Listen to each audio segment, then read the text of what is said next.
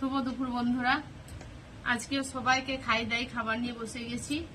এখানে আছে মাছ, দুটো পিস মাছ আছে পুরো গায়লা গালাগা সর্ষে আর বিলেতি দিয়ে। এখানে আছে সন্নে ডাঁটা, আলু, বেগুন আর ক্যাপসিকাম। আর এখানে একটা লঙ্কা আর পেঁয়াজ, ভাত। আর এটা হচ্ছে টমেটো দিয়ে কি আছে খেজুর দিয়ে চাটনি। আর এখানে আছে আমার ছাদ বাগানের শাক, আমার ছাদ বাগানের সন্নে ডাঁটা।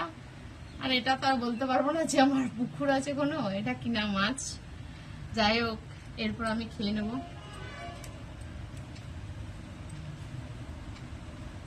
প্রথমে খাবো শাক দিয়ে।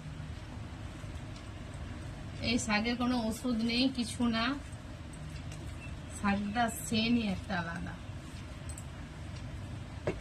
তো তোমাদের কার কার খাওয়া গেছে আর কার কার এখনো খাওয়া হয়নি অবশ্যই কমেন্টে জানিও।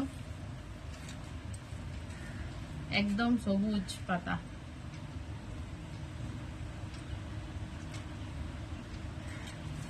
খুব সুন্দর টেস্ট লাগছে, নিজের হাতের সবজি তো, মানে এমনি তো কিনার থেকেও নিজের হাতের সবজিটা বেশি টেস্ট লাগে।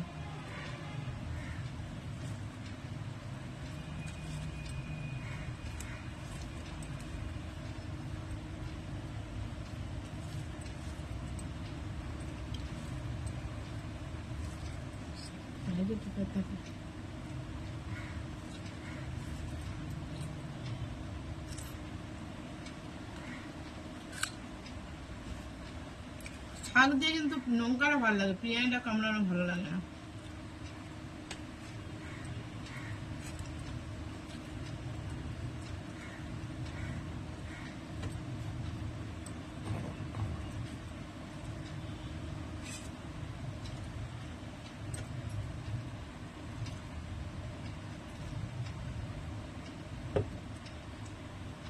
শাক দিয়ে আমার খাওয়া গেল।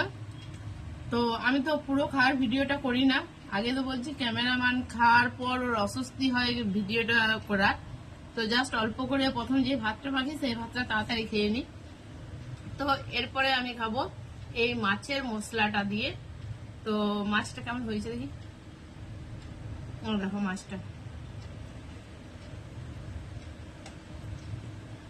মাছটা ভালো হয়েছে, খন্ডেটা দিয়ে খাবো।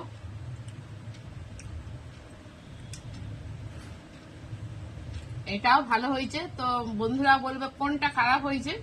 নিজের হাতের রান্না ভালো বললেও ভালো চলে, আর নিজের হাতের রান্না মনে হয় ভালো লাগে না, কেউ যেমন এনে দিলে ভালো লাগে।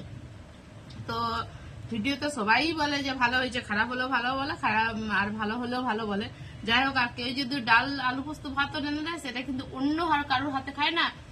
দিনের পর দিন যখন নিজের হাতে খায় আর অন্যকে যখন রান্না করে দেয় আলু সিদ্ধ ডাল ভাত, সেটাও মধুর লাগে। যাই হোক, বেশি কথা বলবো না, ভিডিওটা লং হয়ে যাচ্ছে। যে করছে সে ঘাটটা টুকটুক টুকটুক করে লড়াচ্ছে। এখানে রাখছি, বাই।